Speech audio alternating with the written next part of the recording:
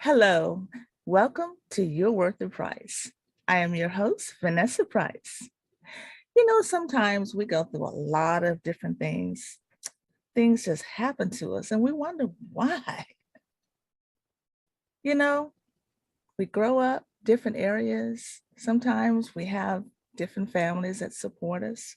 Sometimes we don't. Unfortunately, we end up in different places. We don't know why. Things happen to us. We wonder, why me? Why did this have to happen to me? But you know what?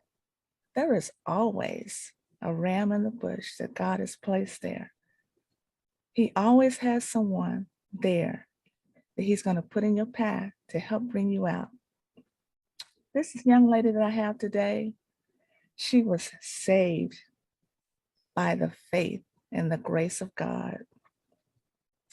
She grew up in California, out there by the Bay Area. That's where I'd like to be, by the beach. How about you?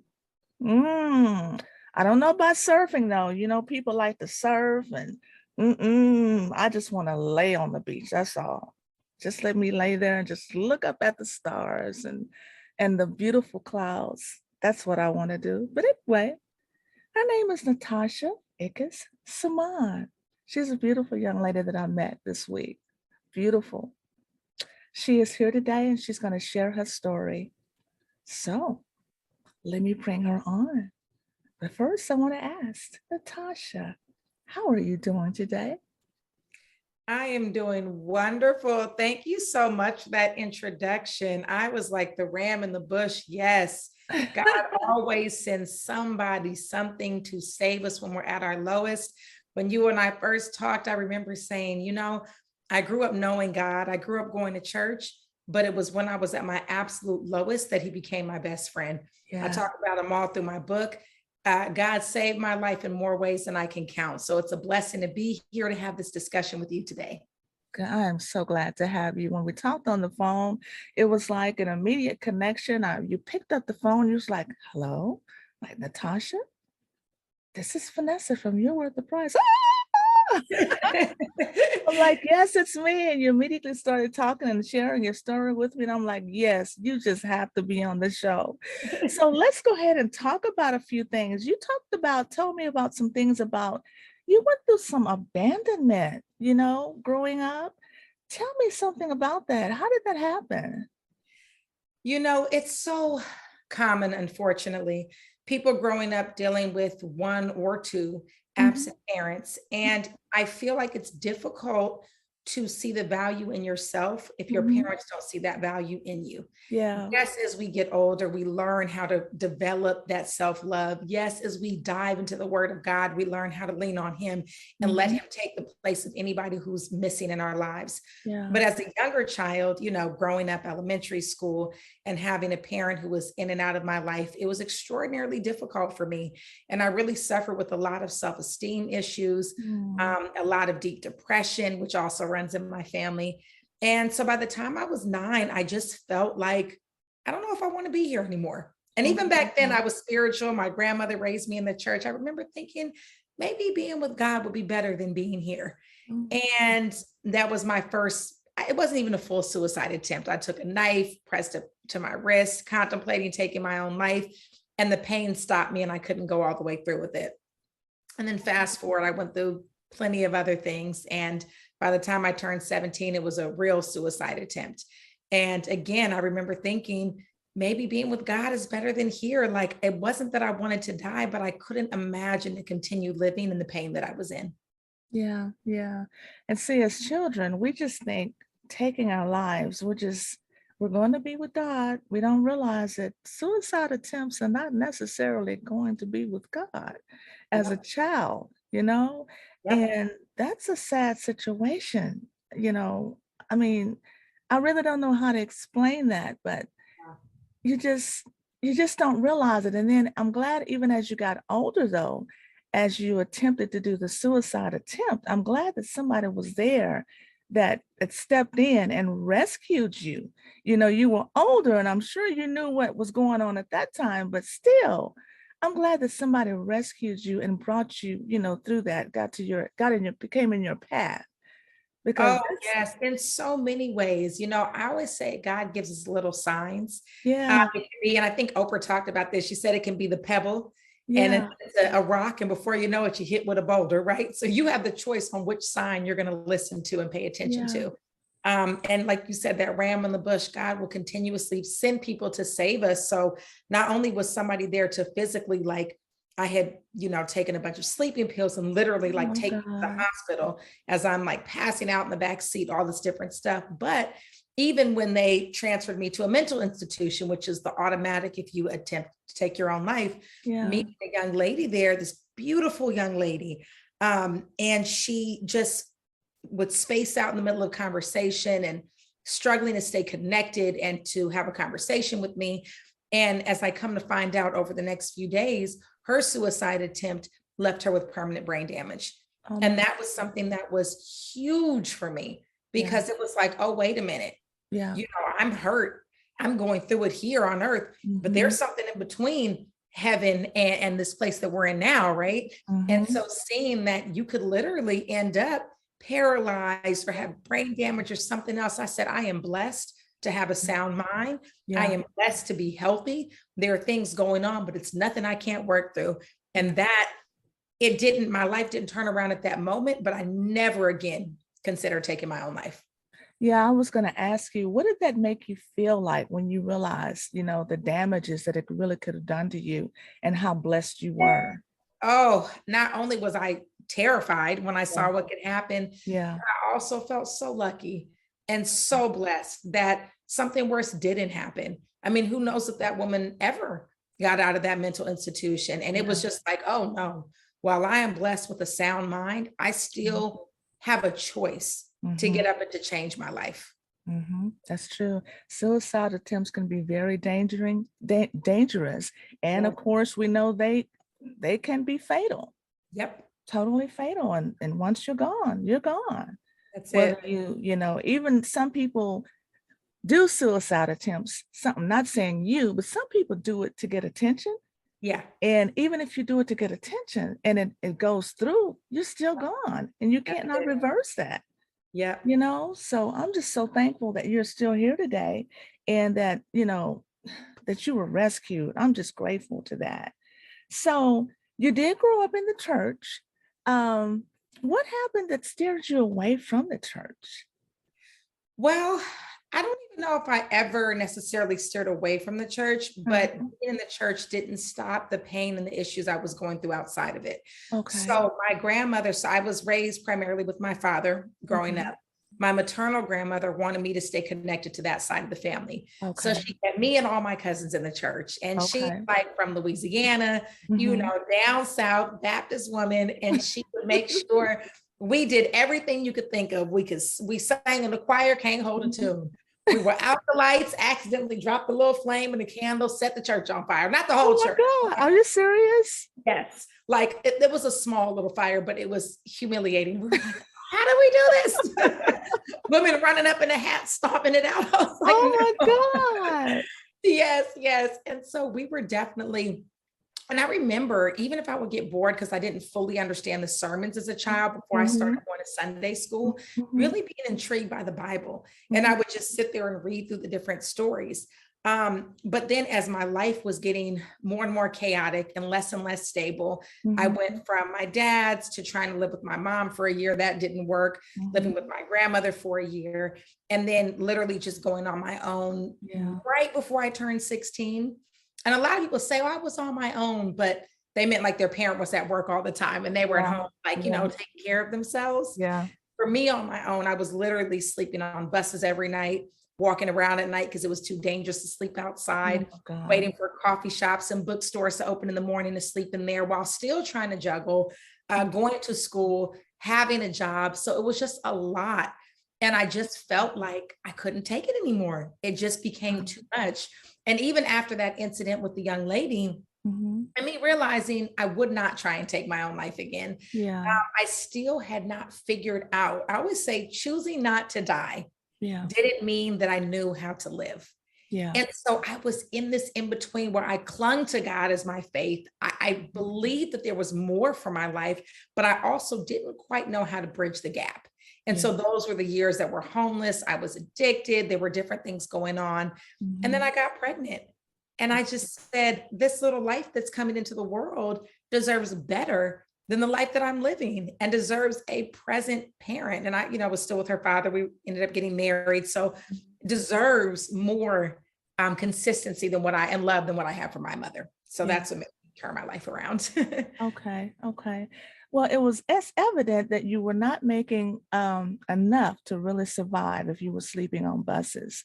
So, what did you do? Did you have any type of help at all? I mean, did you get any type of assistance or? No, I didn't.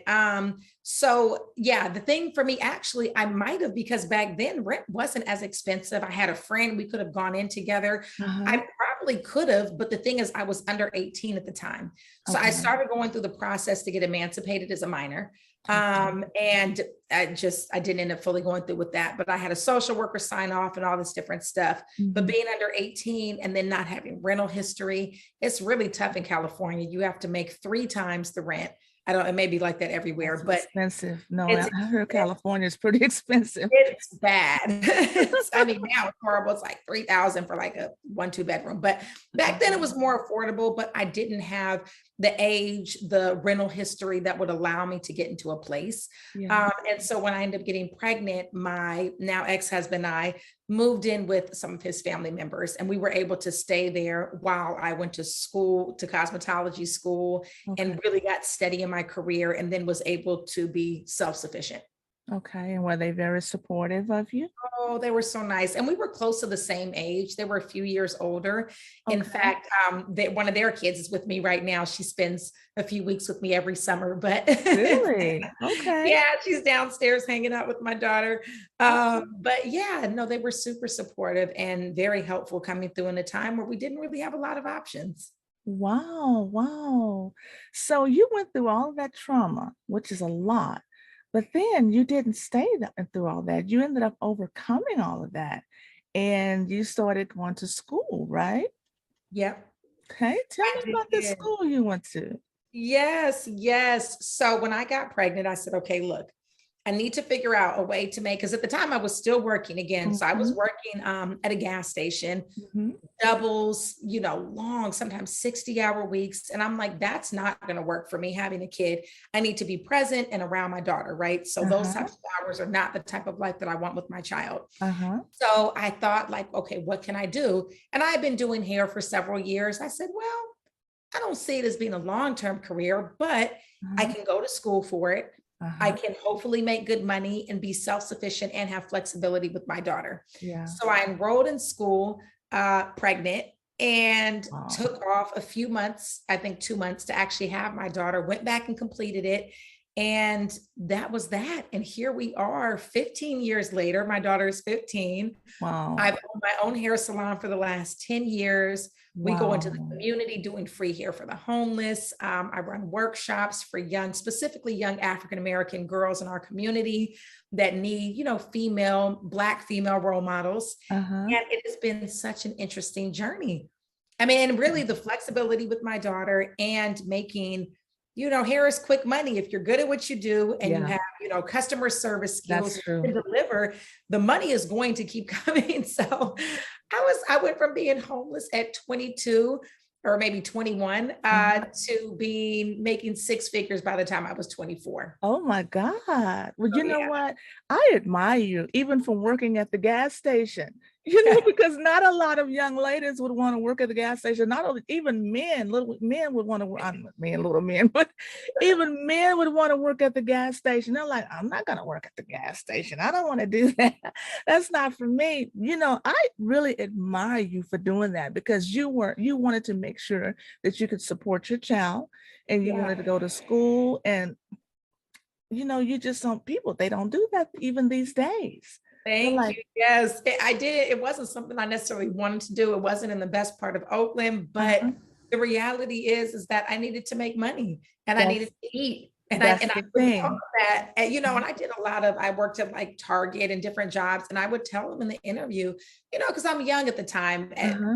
18, 19, 17, because I was homeless from 16 until, oh, I'm trying to, 16 to 20. Yeah, I'm 20 Mhm. is when I got pregnant when we moved in with my brother-in-law. Okay. And so when I would be in these interviews, they, you know, what sets you apart and why should I hire you? And I'd be like, look, I need the money. It Mhm. doesn't sound that deep, but it will get me here every day Mhm. on time, doing what I'm supposed to do because I'm not coming from my parents' house. I need this job to survive. And you're going to see that in my work ethic. And I Wow. showed up. Wow. Okay, if there are some young people out here listening to that today, y'all need to listen. Rewind this and listen. If you need something and you're trying to get somewhere, you need to do what you have to do legally, like she did.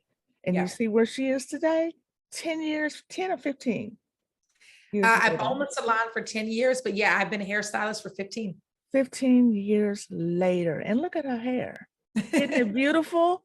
I wish I was in California. She's doing 6 figures too. You hear that? It There doesn't are matter where so you many work. legal ways to make good money. I mean, I was annually making 6 figures and up within the first 2 years of working at that salon. Oh my And not God. every business is as easy to bring in a high income. During COVID, I launched a new business, Mhm. and it was successful in a lot of ways pretty quickly, but Uh-huh. financially, I was not reaping the same rewards as fast. So it depends on what you're doing. But Yeah. if there's ways and tools and strategies, you can hire Mhm. a coach or a mentor, or just Mhm. speak to a friend who's been in the business for a while. But there are so many ways to make great money legally It and to is. protect yourself and your children and your family and to create a different legacy It for the people that is. are coming after you. It is. That's right. That's true. That's true. This is really, really good. This is really good. So tell me about the book you wrote. I hear you wrote a book. Yes, yes. Okay. So, oh gosh, I I'm like, okay, I realized a long time ago, like after I went through all this stuff when I was younger, and then Uh-huh. was able to really overcome. And there's plenty of other things I write about in the book that are like, whoo, you know, Uh-huh. relationships, all this different stuff. But all of it, I learned to look at it as a blessing. I'm like, God puts these specific challenges for us. He handpicks and tailor makes what we're going to go through in order to create and develop our character, to make us stronger, and to really prepare us for the destiny that He has set up for us. And so I learned to really look at challenges and difficult moments as an opportunity for growth. Mhm. So COVID happens, Mhm. and I own a hair salon. Mhm. So I was like, oh my gosh, this is scary. I'm still paying my rent in the salon. California rent is not cheap. We're still Mhm. paying for my son's private school, which is literally Ooh. $3,000 a month in Ooh. California, like high Lord. bills that I was willing to sacrifice and work really hard for. And I Mhm. had to sit down and pull from my savings. Oh my And I said, God. God put it on my heart a long time. Even as a kid, I always loved to read and to write. These Uh-huh. books, this bookcase behind me goes up high. It's on both levels. These are all my books. I love them. Long story short, I said, I've always wanted to write a book.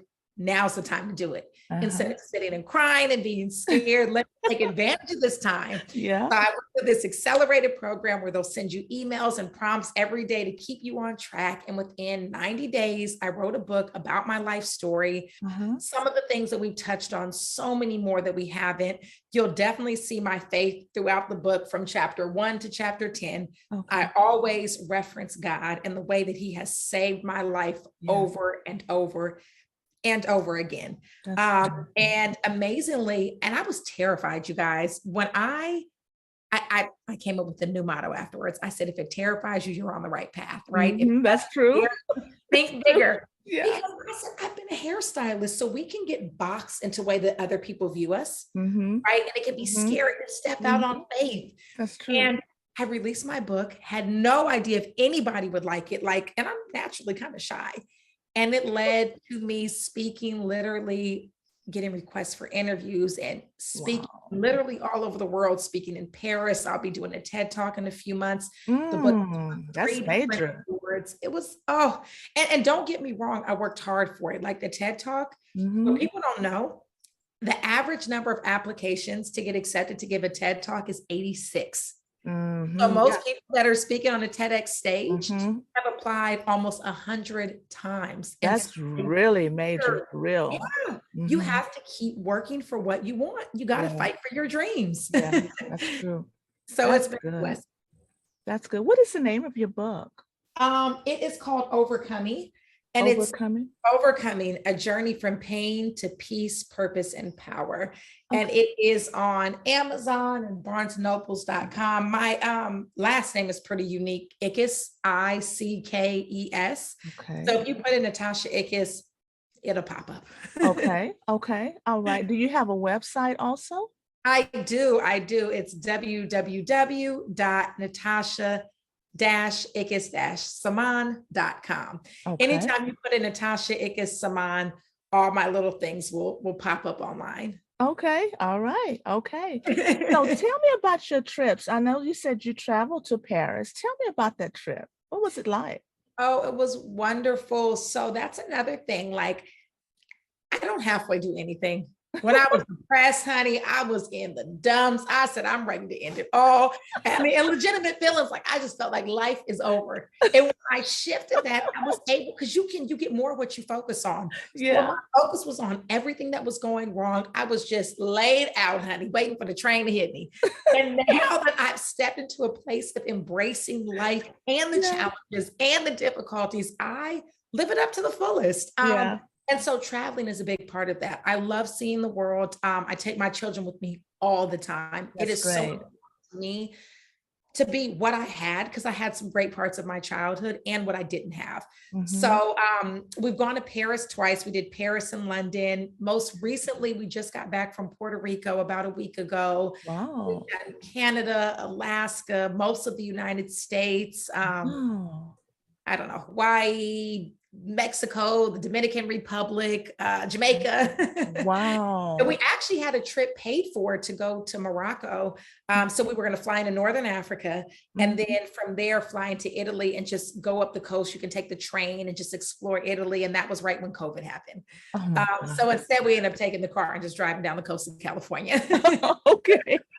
Well, you still had a trip, so that was good. Take the best out of it.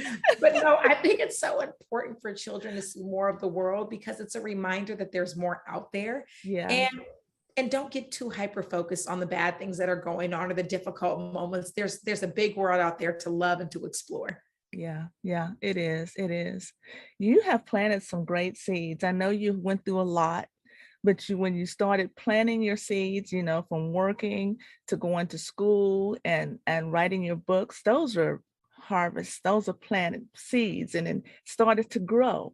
And from Yeah. all of those growing the seeds, people started to plant back into you, and you had started to travel, and things have been multiplying, and you are doing such a wonderful job. And I am so proud of you. And Thank everybody should be you. following in your path. If not, I don't know what's wrong with them, because you are a great, great example. Oh, So, thank you. what would you tell somebody that's been in the situations that you have been in, that's thinking about contemplating suicide, or in a depressed situation, or any of those situations? What would you say to them? I would absolutely say it gets better. And that sounds so cliche, but it does. I think, as I said, a lot of people, when they're on the verge of taking their own life, they don't want to die. They Mm. just don't feel like there's any other way out. And they can't imagine to continue to live with the pain of Yeah, what's going on. But yeah. part of it getting better, what really shifted it for me, I read this book called Life Rules. Turn Hmm. your life from a problem into a solution.